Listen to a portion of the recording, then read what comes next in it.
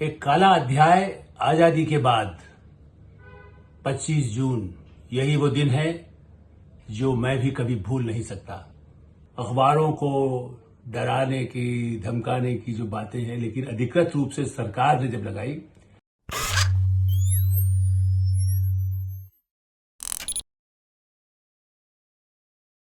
नमस्कार, मैं हूं आलोक मेहता।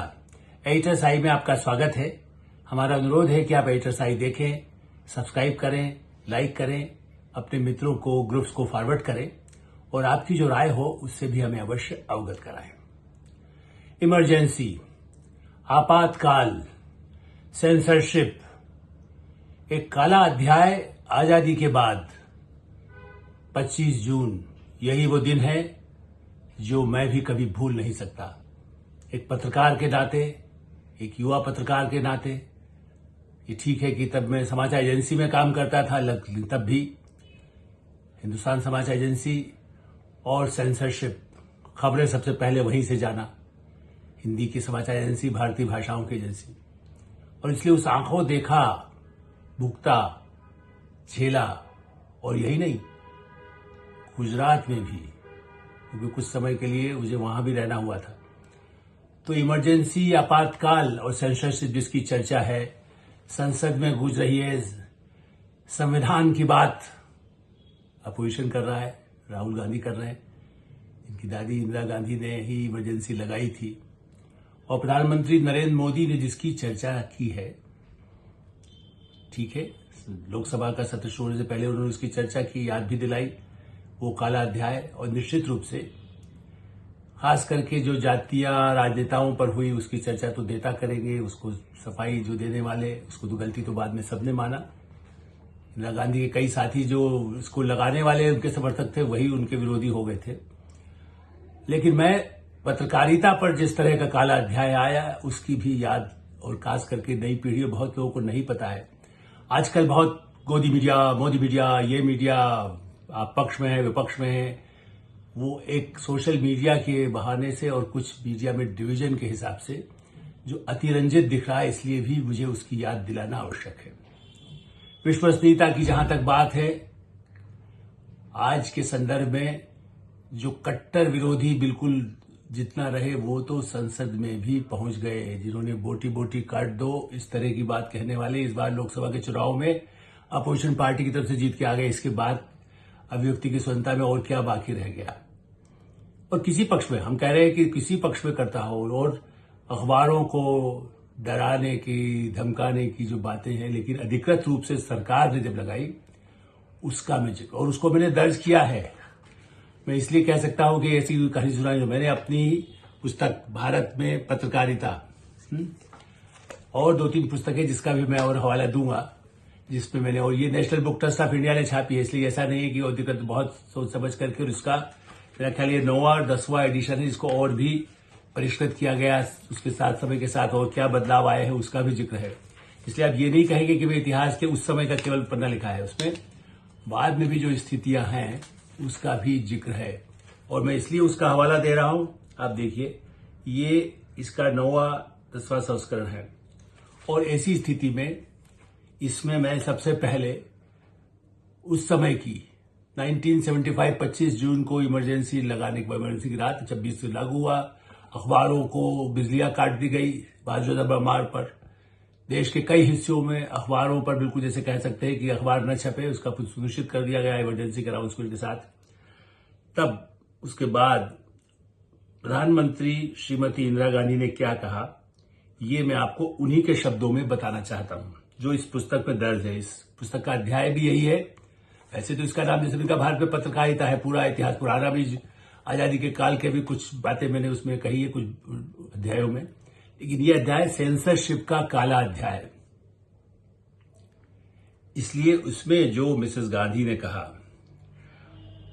बाकायदा, और यही नहीं है, चूंकि संसद चल रही थी, तो 22 जुलाई, आप रिकॉर्ड में देख लीजिएगा भाई, जो ऐसे लोग हैं जो कहते हैं कि मैं कोई गलत बात कह रहा हूं, राज्यसभा में प्रधानमंत्री श्रीमती इंदिरा गांधी ने 22 जुलाई 1975, जिनको हिंदी नहीं आती वो सोच ले, 22 जुलाई 1975 रिकॉर्ड ऑफ राज्यसभा, क्योंकि हो सकता है कि राहुल गांधी अंग्रेजी ज्यादा पढ़ते हैं, उनके सलाहकार तो सब अंग्रेजीदा है ज्यादा। चिदम्बरम साहब तो हिंदी जानते ही नहीं है। वैसे अंग्रेजी पुस्तकों में उसका जिक्र किया है, लेकिन इसमें उन्होंने अपने वक्तव्य में क्या कहा श्रीमती गांधी ने, पहले जब अखबार नहीं थे तो आंदोलन भी नहीं थे। दरअसल आंदोलन अखबार के पन्नों पर ही हैं। अगर आप जानना चाहते हैं कि अखबारों पर सेंसर क्यों लगाया गया है तो उसका जवाब यही है। मुझे इस बात में थोड़ा भी संदेह नहीं है कि अखबार, आज उसको मीडिया शब्द कर लीजिए, क्योंकि तब टीवी उतना नहीं आया था, न्यूज चैनल नहीं थे। उन्होंने कहा अखबार लोगों को भड़काते हैं, वे सांप्रदायिक उन्माद फैलाते रहे। श्रीमती गांधी ने कहा प्रेस उनकी सरकार के खिलाफ है। उन्होंने प्रेस पर झूठा मनगढ़ंत बातों को बढ़ा चढ़ाकर पेश करने और देश की गरिमा गिराने का आरोप भी लगाया। श्रीमती गांधी का कहना था कि अधिकारों पर जोर देने और जिम्मेदारियों को भूल जाने से भयावह स्थिति पैदा हो जाती है और प्रेस के लोग यही कर रहे हैं। सकारात्मक खबरों के लिए अखबारों में जगह नहीं है, जबकि गपशप, झूठ और देश की गरिमा गिराने वाली खबरों को बढ़ा चढ़ाकर पेश किया जाता है। इससे देश कमजोर होता है और लोगों का मनोबल गिरता है। श्रीमती गांधी ने यह भी कहा प्रधानमंत्री कार्यालय की गरिमा गिराने और विपक्ष को दिशा निर्देश देने का काम भी प्रेस करता है। इमरजेंसी को जायज ठहराने की बात कहते हुए उन्होंने कहा इमरजेंसी जिम्मेदारियों और अधिकारों में संतुलन कायम करने के लिए लगाई गई। अब देखिए, ये आज यदि आपको इसी वक्त पे इंदिरा गांधी हटा दें तो आप जब प्रधानमंत्री नरेंद्र मोदी या उनका कोई सहयोगी, कोई सूचना प्रसारण मंत्री या कोई ऐसी बातें कहे कि सरकार प्रधानमंत्री कार्यालय, प्रधानमंत्री की वे को गिराने के लिए, दुनिया में आंदोलनों को भड़काने के लिए जिस तरह से सड़कों पर लाने का काम उस समय हुआ, आज जब उसकी बात की जाती है, जबकि अब इमरजेंसी नहीं है, अब तो छूट है, हर चीज में सुप्रीम कोर्ट आ जाता है, तुरंत रिहा करने की बात होती है। और इसलिए मैं ये भी याद दिलाऊंगा कि उस समय कई संपादकों को, कुलदीप नायर का नाम आपने सुना होगा, जो बाद में तो सांसद भी बने, कभी वो इंदिरा गांधी के भी सलाहकार होते थे, लेकिन बाद में उनको साथ जातियां हुई। जब वो अखबार में काम करने लगे, स्टेटसमैन के संपादक रहे, इंडियन एक्सप्रेस में रहे, इंडियन एक्सप्रेस में रहते हुए उन पर हुआ। टाइम्स ऑफ इंडिया का तो प्रबंधन है, मैनेजमेंट पर ही कब्जा बोर्ड सरकार का बिठा दिया गया और सेंसरशिप तो थी हर चीज के लिए। बड़े बड़े संपादक statesman, times of India, Hindustan times, ऐसे बड़े अखबार और देश के, मान लीजिए मध्य प्रदेश के अखबार राजेंद्र माथुर जहां संपादक थे, उन्होंने अपना स्थान एडिटोरियल पेज छोड़ा पहले दिन, तो कहा भी नहीं, ये स्पेस काला अध्याय है, इसलिए आज कुछ नहीं लिखा जाएगा। यही विरोध का एक तरीका था। तो देश के कई हिस्सों में विरोध भी हुआ और सेंसरशिप लागू करके हर चीज, सेंसरशिप अधिकारी है उसको दिखाया जाएगा, उसमें चाहे कोई भी खबर है, स्थानीय खबर में भी कोई आंदोलन की बात है तो उसको हटा दी जाएगी। हिंदी के अखबार, मलयालम के अखबार, तेलुगु अखबार, गुजराती के अखबार, सब पर सेंसरशिप लागू कर दी गई। विदेशी प्रसारण संस्थानों पर भी अंकुशी हो गया। बीबीसी वाले को तो उसका ताला लगा दिया गया, वॉइस ऑफ अमेरिका के ऑफिस बंद कर दिए गए। वो हम जैसे जो युवा पत्रकार थे, वे समझ नहीं आ रहा क्या। उसके पहले मैंने युद्ध जब हुआ था पाकिस्तान का, दिसंबर 71, उस समय दिल्ली और आगरा जाते हुए जो उनके बम वर्षक विमान आते थे पाकिस्तान के, कई बार या उड़ते थे, जो विमान उससे से खतरा लगता था, सायरन बजता था, अंधेरा छा जाता था, ब्रेकआउट जिसको कहते हैं, वो मैंने देखा। वैसा ही ब्रेकआउट इमरजेंसी के सेंसरशिप के दौरान दिखाई दिया कि आप क्या नहीं कर सकते हैं। और इसीलिए एजेंसी को नियंत्रण हो गया। 2 एजेंसियां हिंदी की थी, हिंदुस्तान समाचार, समाचार एजेंसी, उनको विलय कर दिया गया, समाचार बना दिया गया। और मैंने इसीलिए एक नौकरी, आपको काम तो करना होता है उस उम्र में, बहुत कम वेतन भी होता था। फिर मैं साप्ताहिक हिंदुस्तान, जो हिंदुस्तान टाइम्स ग्रुप का, और वो चूंकि उसमें तो सोशल, कल्चरल, थोड़ा राजनीतिक तो काम था ही, राजनीतिक रिपोर्टिंग जो उस समय की व्यवस्था है उसी पर लिखा गया, इसलिए ठीक है। इंदिरा गांधी से लेकर संजय गांधी या अमेठी और इन सब बातों पर भी लिखने का काम तो हुआ ही, लेकिन हाँ, सेंसरशिप हुई और उस सेंसरशिप में बड़े बड़े संपादकों को कष्ट भी झेलना पड़ा, लेकिन लोगों ने विरोध भी किया। कई, खास करके भारतीय भाषाओं में, उधर गुजरात की बात यदि करें, चूंकि प्रधानमंत्री नरेंद्र मोदी उस समय भूमिगत काम कर रहे, एक पत्रिका साधना जो आज भी है, विष्णु पंड्या इसके संपादक थे, ऐसे और भी जो पत्र रहे गुजरात में, महाराष्ट्र में और दक्षिण भारत में, तमिल में, उन लोगों ने अपनी उस सेंसरशिप को मानने से इनकार कर कई बार विरोध किया। जब भी आया उस विरोध करने पर उनको कड़े प्रशासन का सामना भी करना पड़ा। तो इसलिए मेरा ऐसा मानना है कि जो कलम के सेनापति है वो, ये देखिए एक और पुस्तक है, इसमें भी जिक्र है, ये कलम के सेनापति, ये नेशनल बुक ट्रस्ट का नहीं है, ये दूसरे सामयिक प्रकाशन का है। और आप ये कह सकते हैं कि किस तरह से 50 वर्षों में जो पत्रकारिता हुई इमरजेंसी मिलाकर, ये एक और पुस्तक है, पावर, प्रेस एंड पॉलिटिक्स। मैं इसलिए प्रामाणिक बता रहा हूं कि आप इसको और ध्यान से पढ़ सकते हैं, क्योंकि मैं तो 10 या 15 मिनट की बात करता हूं। ये ब्लूमसबरी इंडिया ने छापी है और प्रकाशक है इंडियन जर्नलिज्म 50 वर्ष, half a century of journalism and politics. इसीलिए तो इस 50 वर्ष में वो काला अध्याय भी शामिल है। उसके बाद में भी पेड न्यूज वाला भी है, जैसे अब बिकाऊ जिसको कहा जाता है।